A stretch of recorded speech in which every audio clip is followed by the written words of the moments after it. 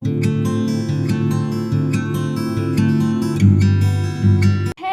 Everyone, welcome to all self hormone tutorial.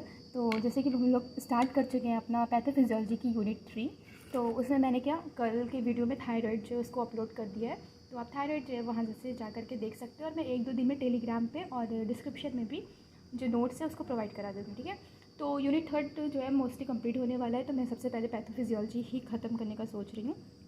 तो आज बात करते हैं इस बहुत इंपॉर्टेंट टॉपिक की, न्यूरोलॉजिकल डिजीज़, ठीक है। तो न्यूरोलॉजिकल डिजीज़ जो है उसमें आप लोग को अलग अलग डिजीज़ पढ़नी है, जिसमें सबसे पहले आज मैं बताने वाली हूँ एपिलेप्सी के बारे में। तो एपिलेप्सी हो गया आपका, और आपका पार्किंसन हो गया, स्ट्रोक हो गया, ये सब कुछ ऐसे डिजीज़ हैं जिसको पढ़ना बहुत ज़्यादा ज़रूरी है। तो पहले तो आप ये क्लियर करिएगा कि आज मेरी आवाज़ सही आ रही है कि नहीं, क्योंकि आज मैंने माइक का यूज़ किया है। तो स्टार्ट करते हैं। देखो एपिलेप्सी होती क्या है। आप लोगों ने अपने घर में अगल बगल बहुत पेशेंट को देखा होगा जिनको बहुत ज़्यादा क्या होता है, झटके आते हैं, अलग अलग टाइप के सीज़र आते हैं, ठीक है। तो वो क्या होती है, भाषा में अगर कहा जाए तो एपिलेप्सी होती है। और ये कैसी डिजीज़ है, न्यूरोलॉजिकल, क्योंकि ये कहीं ना कहीं आपके ब्रेन से कनेक्ट होती है, इसलिए इनको क्या कहते हैं, न्यूरोलॉजिकल डिजीज़ कहते हैं। तो एपिलेप्सी जो होती है कॉमन न्यूरोलॉजिकल कंडीशन होती है, जिसमें क्या क्या देखने को मिलता है, देखते हैं हम। लॉस ऑफ कॉन्शियसनेस, मतलब वो जो इंसान होता है वो अपने कॉन्शियस नहीं होता है, तो लॉस ऑफ कॉन्शियसनेस विद और विदाउट बॉडी मूवमेंट, मतलब उसकी जो बॉडी मूवमेंट होती है वो कुछ भी अच्छी नहीं होती, मतलब बॉडी उसकी बहुत ज़्यादा मूव करती रहती है और कभी कभी सही सीधी भी होती है। रिकरेंट सीज़र, मतलब बार बार, रिकरेंट मतलब अचानक से बार बार कई बार सीज़र का आना, झटके आना, ठीक है। तो एपी का ग्रीक वर्ड में अपॉन होता है, और लेप्टोस मतलब क्या होता है, सीज़र। तो एपी लेप्टोस मतलब अपॉन सीज़र। अब व्हाट इज सीज़र, तो seizure are nothing but the excessive abnormal discharge of cerebral neuron, यानी जो सेरिब्रल न्यूरॉन होते हैं उनका बार बार, मतलब सडन अचानक से, एक्सेसिव मतलब बहुत ज़्यादा, और एबनॉर्मल मतलब नॉर्मल। अगर आप लोगों ने एक्शन पोटेंशियल पढ़ा था, तो वहाँ पे क्या होता है, एक्शन पोटेंशियल ज़रूरी होता है किसी भी प्रोसेस को स्टार्ट करने के लिए। कोई स्टिमुलस आता है तो बॉडी में वो जा करके बहुत सारे प्रोसेस को मतलब करता है, तो लेकिन वो एबनॉर्मल नहीं होता। लेकिन अगर एबनॉर्मल डिस्चार्ज होने लगेगा तो वो क्या हो जाएगी, सीज़र हो जाएगी। It can be control but not, इसको हम लोग बहुत सारी एंटी एपिलेप्टिक ड्रग आती है, जैसे कि बार्बिटूरेट्स और बेंजोडाइजिपिन, गाबा एगोनिस्ट, ये सब आती है, पर हम इसको क्योर नहीं कर सकते, बस कंट्रोल कर सकते हैं। 26 मार्च जो होता है, मतलब मार्च 26, वो क्या होता है, वर्ल्ड एपिलेप्सी डे होता है। और आप लोग को देखो स्क्रीन पे शो हो रहा होगा कि पर्पल डे क्या होता है, मतलब इनको पर्पल डे भी बोलते हैं, क्योंकि जो इसका लोगो होता है वर्ल्ड एपिलेप्सी डे का, वो मेनली पर्पल कलर का बनाया जाता है। क्यों बनाया गया, क्योंकि पर्पल डे भी इसको कहते हैं, ठीक है। नेक्स्ट अब बात करते हैं ईटियोलॉजी। ईटियोलॉजी मतलब क्या होता है, कॉजेज़ क्या हो सकते हैं, ठीक है। तो it may be genetic due to mutation, आप लोग को पता है बहुत सारे जीन जो होते हैं वो इन्वॉल्व होते हैं इन सब में। तो जीन क्या करते हैं, वो म्यूटेट हो जाते हैं, मतलब आप लोगों ने न्यूक्लियोटाइड पढ़ा था, तो कौन कौन से न्यूक्लियोटाइड थे एक बार देखते हैं। देखो एडनिन होता है, गुआनिन होता है, साइटोसिन होता है, थाइमिन होता है, ठीक है। तो आप लोग को पता है एडनिन जो होता है वो क्या होता है, ट्रिपल बॉन्ड से गुआनिन से जुड़ा होता है, और साइटोसिन जो होता है वो किससे जुड़ा होता है, थाइमिन से जुड़ा होता है, ये डबल बॉन्ड से जुड़ा होता है, ठीक है। तो अब देखो, अगर एडनिन की जगह, एडनिन से क्या होता है हमारा मेनली थाइमिन जुड़ा होता है, और साइटोसिन से हमारा क्या होता है, ग्वानिन जुड़ा होता है। पर अगर मान लो ए से टी नहीं जुड़ रहा है, ए से टी ना जुड़ करके ए से जी जुड़ जाए, तो ये क्या होता है, इसको म्यूटेशन कहते हैं, जीन का म्यूटेशन हो जाना। तो उसकी वजह से जो जीन अपना नॉर्मल फंक्शन मतलब कर रहा होता है वो नहीं कर पाता, और कोई अलग सा फंक्शन दिखने मिलता है, तो इसको क्या कहते हैं, जीन म्यूटेट हो गया है। तो पहला तो ये हो गया जीन के म्यूटेशन के कारण में डिफरेंट टाइप के जीन इसमें इन्वॉल्व होते हैं, वो देखेंगे आगे। सेकंड हमारा एक्वायर्ड होता है। एक्वायर्ड मतलब देखो दो चीज़ें होती हैं, एक होती है नेचुरल, एक होती है एक्वायर्ड। नेचुरल मतलब कि जो हमारे पहले से है, मतलब हम पैदा हुए हैं जब से तब से हमारे में है, और एक्वायर्ड मतलब जो हमें बाद में आ रही है, ठीक है। तो एक्वायर्ड जैसे कि इसमें क्या क्या आता है, हेड ट्रॉमा आता है, किसी इंसान को कोई डिजीज़ हो गई है तो हेड ट्रॉमा, न्यूरो सर्जरी, उसने कोई सर्जरी करवाई है, infection, metabolic disorder like hypoglycaemia and hypocalcaemia, यानी ग्लूकोज कम है या फिर कैल्शियम, तो उसकी वजह से भी बहुत सारी झटके वगैरह ये सब देखने को मिलते हैं, ठीक है। आप लोग को झटके मतलब ऐसा झटके वाला नहीं लिख करके आना, आपको हर जगह सीज़र वर्ड का यूज़ करना है, सीज़र, ठीक है। Epilepsy mean seizure. Withdraw of drug, मतलब अगर मान लो हम लोग कोई ड्रग जो होते हैं वो अचानक से रोक देते हैं, जैसे कि अल्कोहल कोई इंसान ले रहा है, ठीक है। अब वो अल्कोहल ले रहा है लेकिन हम उसको क्या कर रहे हैं, अचानक से रोक दे रहे हैं, तो वो क्या होता है ना, मतलब अचानक से सीज़र दिखाने लगता है। क्योंकि क्या होता है, मैं आप लोग को विथड्रॉ का एक बहुत अच्छा मतलब एक्सप्लेन कर देती हूँ यहाँ पे, आप लोग को परमानेंट के लिए अच्छा रहेगा। देखो मान लो क्या होता है, ये हमारी सेल पे बहुत सारे आप लोग को पता है रिसेप्टर प्रेजेंट होते हैं, ठीक है।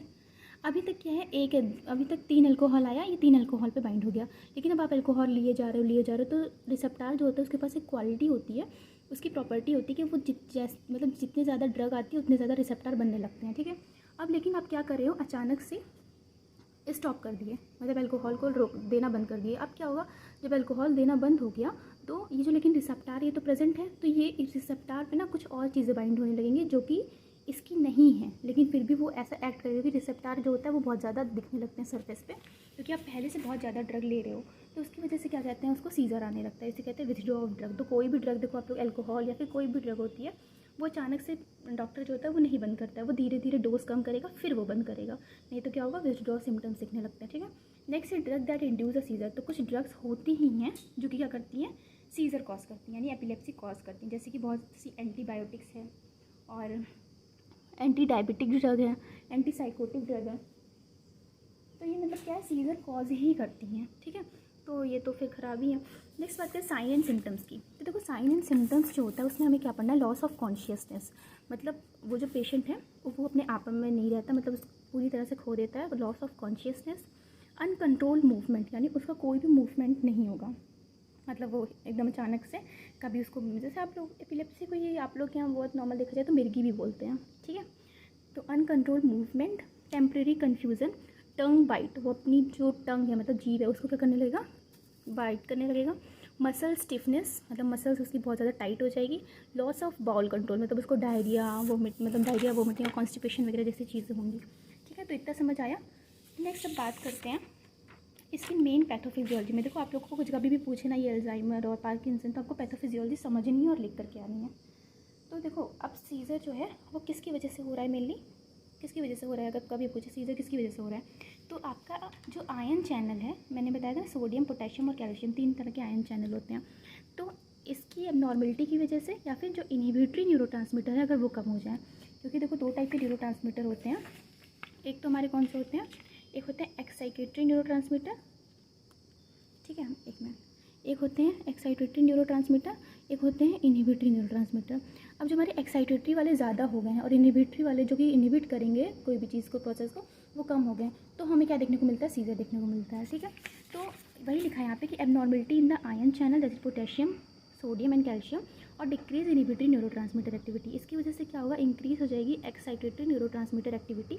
तो हमारा जब इनहिबिटरी न्यूरोट्रांसमीटर कम हो गया है तो हमारा क्या होगा, एक्साइटेटरी न्यूरोट्रांसमीटर ज़्यादा हो जाएगा, जिसको डीपोलराइजेशन कहते हैं। अब कोई चीज़ अगर एक्साइट हो रही है तो वो बहुत ज़्यादा हाइपर एक्टिव हो जाती है, तो क्या करने लगेगी, सीजर कॉज करने लगेगी। तो उसकी वजह से क्या होता है, देखो repetitive discharge of the neuron, बहुत ज़्यादा क्या होता है, डिस्चार्ज होने लगता है न्यूरॉन का। सीजर फोकस, मतलब एक जगह पे पहले सीजर दिखता है, फिर सीजर दिखेगा थोड़ा ज़्यादा जगह पे, फिर वो अगर महीने में 4 बार सीजर दिख रहा है तो उसको कहते हैं रिपीटेटिव सीजर, मतलब इसको सीजर आते ही हैं और फिर लास्ट में वही एपिलेप्सी कहलाती है। समझ आया इसमें पैथोफिजियोलॉजी इसकी। आपको ऐसे लिखना है abnormality in the ion channel, फिर इसकी वजह से इनहिबिटरी न्यूरॉन जो होते हैं उसकी एक्टिविटी कम हो जाती है। फिर क्या होता है, एक्साइटेटरी न्यूरोट्रांसमीटर जो होते हैं उनकी एक्टिविटी बढ़ जाती है और डीपोलराइजेशन कहते हैं। Repetitive discharge of the neuron, इसको फिर सीजर फोकस कहते हैं। नेक्स्ट हमारे इसी में सीजर आता है, रिपीटेटिव सीजर आता है, लास्ट में क्या आता है, एपिलेप्सी आता है, ठीक है। तो एक्साइटेटरी न्यूरोट्रांसमीटर जो होता है उसमें क्या क्या होता है, जैसे ग्लूटामेट होता है, एपिनेफ्रिन होता है और नॉर एपिनेफ्रिन होता है, ये एक्साइटेटरी होती है, यानी इनकी ये बहुत ज़्यादा हो गए हैं एपिलेप्सी में। और जो इनहिबिटर जैसे गाबा, ग्लाइसिन और सेरोटोनिन होते हैं, ये क्या हो जाते हैं, इनकी कमी हो जाती है। नेक्स्ट बात करेंगे कॉम्प्लिकेशंस की, जो कि मैं हर वीडियो में बताती हूँ कि ज़रूरी होता है लिखना। तो उसमें क्या लिखना है, इंजरी, ब्रेन डैमेज और कॉमेटोज स्टेट और डेथ। कॉमेटोज स्टेट का मतलब क्या होता है कि वो इंसान जो होता है ना वो कोमा में चला जाता है पूरी तरह से, तो इसको क्या कहते हैं, कॉमेटोज स्टेट कहते हैं। अगर उसकी इलाज नहीं हुआ अच्छे से तो वो क्या होता है, परमानेंट कोमा में जा सकता है और लास्ट में डेथ हो जाती है।